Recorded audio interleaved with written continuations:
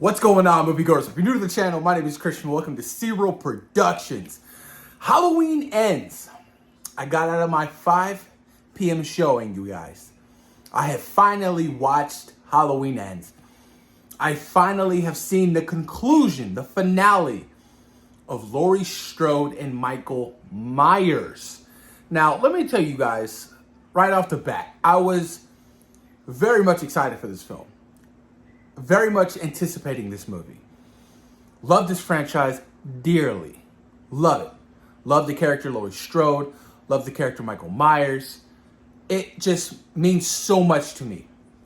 And the fact that this is the last Halloween movie we'll probably get for a while, unless they decide to do another sequel off of one of the earlier films, this is it. And it kind of hit me like, man, we're not going to see another Jamie Lee Curtis, Laurie Strode Halloween movie anymore. That is it.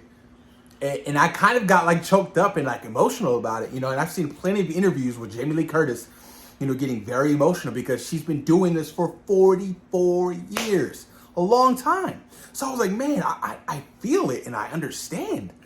So ultimately, I felt like very sad in a way, I was like, man, I'm never going to see another Halloween movie in theaters.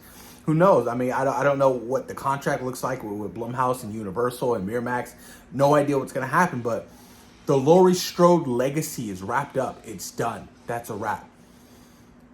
So what did I think about Halloween Ends? All right, I like to be honest. And a part of me kind of wants to sit back and soak it in. Soak it in, think about it again. Get Peacock, watch it. But a part of me is just, I want to give you my initial reaction and thoughts and how I truly feel. I was very let down. I was very disappointed. It's not what you expect. I can see why, there was a lot of controversial topics of what people were talking about with the ending. And this whole Corey character and how, the beginning of the film was so brutal. Beginning of the movie was pretty crazy. I was like, oh shit, like that's insane. Like the whole story of Corey and, Allison and, the town of Haddonfield and how they're all coping with, the events of, Halloween 78, Halloween 2018 and Halloween Kills, they are deeply affected by it. But ultimately, like I said, I felt very disappointed with the story. I felt like it just didn't mesh well with what I was so accustomed to seeing in the Halloween films. It was different, like very different. I want to say the film didn't get good until like the last 25 to 30 minutes of the movie. It didn't. And I was so bummed out by it because I was waiting for it to get like, okay, here we go. But it never got me there. I always was questioning things and like, I love the Nick Castle cameo appearance, and he opened up his shirt just like how in the original in 1978. You like what you see? I was like, I love it. True fans caught that. But let me give you a little bit of what I liked. Jamie Lee Curtis, obviously, as Laurie Strode, she's always phenomenal. She's so extremely talented. And she really delivered an amazing performance. And I love the fact that, she was able to live her life and, buy a house and live with Allison and, cope right and, get the help she needed. Because after the events of 1978, she never got the help that she needed. She never lived the life that she deserved. She was always probably, in fear of Michael's going to return one day. He's going to return, so I have to prep, I have to prepare. And that's what she did for 40 years. So I like that, they kind of gave her some sense of hope. And that's what I always loved about Halloween H2O was like, she moved on. She married. She had, a kid, and she was kind of living a normal life. She was a principal at that, all-girls school or whatever. And I was like, okay, I like that. And I always felt like, that's what made Laurie so strong. She moved on. She was able to, continue her life. But I feel like in this new trilogy, I feel like she was so, I wouldn't say weak, but traumatized. And, and trauma's real. Trauma's very real. So I understand this particular Laurie in this new set of, these Halloween films. But man, you guys, it was so different. So different. Like the whole Corey storyline of him accidentally killing the kid at the beginning of the film, he was babysitting, was very effective. And then, the whole town of Haddonfield going after him and treating him a different way because of that, of the kid being killed. They thought, he did it on purpose, when it ultimately was an accident. And I was like, damn, I kind of feel for him. But after certain things started happening and, he gets punked by some high school seniors, I was like, come on, bro. You out of college. I'm pretty sure you graduated college, right? Not graduated college. You graduated high school. And I was like, you getting punked by some high school seniors? Man, you better throw some blows or something. And they kept messing with this guy, kept messing with him. And, and you had that whole introduction of, him meeting Lori and then Lori introducing him to Allison. And that whole love story was weird to me. I was just like, all of a sudden, like, Allison's in love with this random ass guy that she had heard of, obviously because of the murder of the kid. And, Haddonfield's a small town. So, word travels fast. And, you're dealing with Haddonfield, you're dealing with trauma. So I was just like, I didn't buy into it. I didn't. She shows up to the, they both show up to the hospital and Allison's just like, you want to hang out? Hi. I was just like, this is kind of weird. I just didn't buy into that relationship.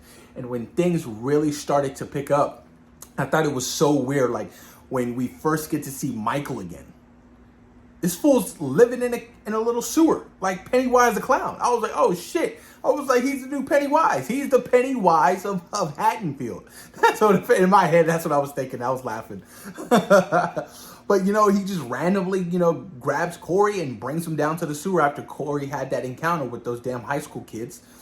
And, they had this weird connection of like, they are looking into each other's eyes, and he saw all the trauma and, disturbance that Corey had gone through, and he had let him go. And that changed Corey. So I was just like, what's happening here? This is kind of confusing. He let him go. They had this shared experience, and now they're working together. I thought it was so cheesy. I was like, Michael's a force of evil that can't be explained, that should never be explained. And he doesn't need some random guy to help him out. Now, granted, I get why Michael was so weak, because at the end of Halloween Kills, this fool went out with half of the town.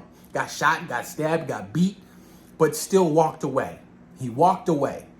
So I was like, all right, I get that. And then, Corey's like slowly but surely becoming this different person. He kills that bum, and, he's bringing people down to, he's bringing people down to the sewer.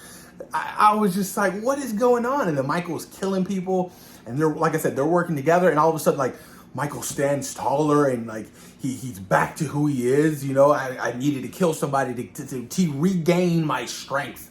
And I was just like, that's kind of weird. Okay, whatever. I was like, okay, I can live with that. I kind of I let things go. I was like, okay, I'll let it go. I'll let it go. I'll let it go. I'll let it go. Whatever. But it just never did it for me. The storyline of Corey, I feel like, ruined this film. And that was 75% of this movie. Was Corey. I was like, I don't care about this character. I don't care. I was just like, he's not the new Michael Myers. And, that little scuffle they had down in the sewer, he's like, I need your mask. Give it to me. And he's like, you're just an old man. And he like walks away with his mask, and Michael just gets up like, damn, I just got my ass kicked. And I was just like, what? And then Corey's kind of like putting the fear back into Haddonfield because, they turned their back on him, and, he's always being picked on and bullied. So he's killing people left and right. He kills all those high school kids. His stepdad, I guess, his mom, Allison's co-workers, you name it. Everybody was getting murked off by this dude, Corey. I was like, man, this Corey, he's a $1.25 soaking wet. Anybody could have took this man. I don't know, man. Like I said, there were a lot of issues I had with it. And I can understand and see why John Carpenter never wanted to do a sequel, because he understood that there's no way we can top 78. So he knew when to pull out. Executive produce, I'll do the score, but this isn't my story. My story ended with 78. It was never intended to go on. But, you know, a lot of people in Hollywood got their hands on the sequels and like, we'll give you money, blah, blah, blah. And, you know, it's just, I understand why. And, you know, to do 3 of these movies, it's kind of difficult. Because essentially, you don't want to do 3 of the same movies over and over and over again. So I get why Halloween 2018 felt different from Kills, and Kills felt different from 2018, and how Ends feels different from Kills. Because you can't have the same kind of formula that you've done prior.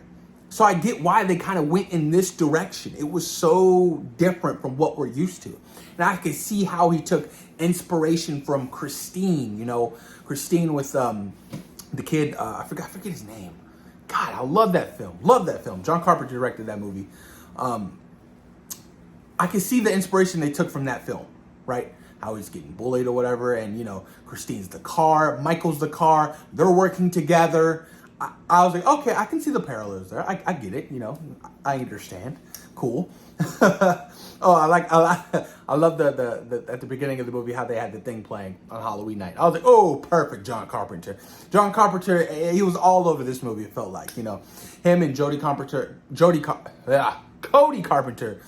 and forgive me, I always forget the other guy. They did the score. The score was phenomenal. I like the score a lot better than Halloween Kills. But yeah, man, like I said, you know, the whole storyline of Corey and Michael working together, it was just really weird to me. Like, I didn't necessarily like it. And, you know, Michael's out of Haddonfield and he's like going to Laurie's house and he's going back to his little cave tunnel, you know what I mean? I was just like, okay, when are we going to start picking things up? When is Michael going to be the main vocal point? Like, that is what I was waiting for. And, you know, by the 3rd act, you know, when Corey's going after everybody and he wants Allison for himself, and he tries to go after Laurie, while, you know, like dressed up, you know, as Michael Myers, it doesn't go his way. It fails, you guys. It does not go his way, you know. And, you know, Laurie gets the best of him, and, you know, he kills himself, stabs himself in the neck. So I was like, oh shit! And then all of a sudden, you know, Michael's back. But then, you know, Allison sees it all, and Allison's like, oh my God, what have you done? No, you killed my boyfriend, whatever.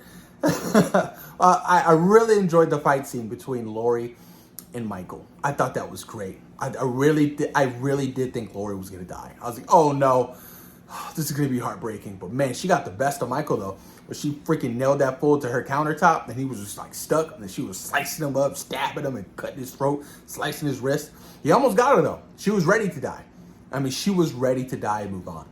But, you know, ultimately Allison came in and saved the day, and, you know, they ended up killing Michael Myers. They killed Michael Myers. Michael Myers died.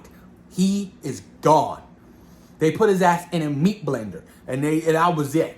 That's all she wrote, baby. That was it. You know, then what was so funny to me was like the whole town of Haddonfield coming together. Like, no, we go.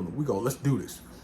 We're going to witness this. Let's tie him on top of the car, and we're going to drive to the, you know, we're going to drive to the shop, you know, the car shop, and we're going to put him in the meat blender. And that's literally what they did. We got to see the little kid from Halloween 2018. We got to see the black woman who survived in Halloween Kills. Remember, she was stabbed in the neck with the light? I didn't think she survived that shit. I was like, what? How do you survive that? That's crazy. But she survived.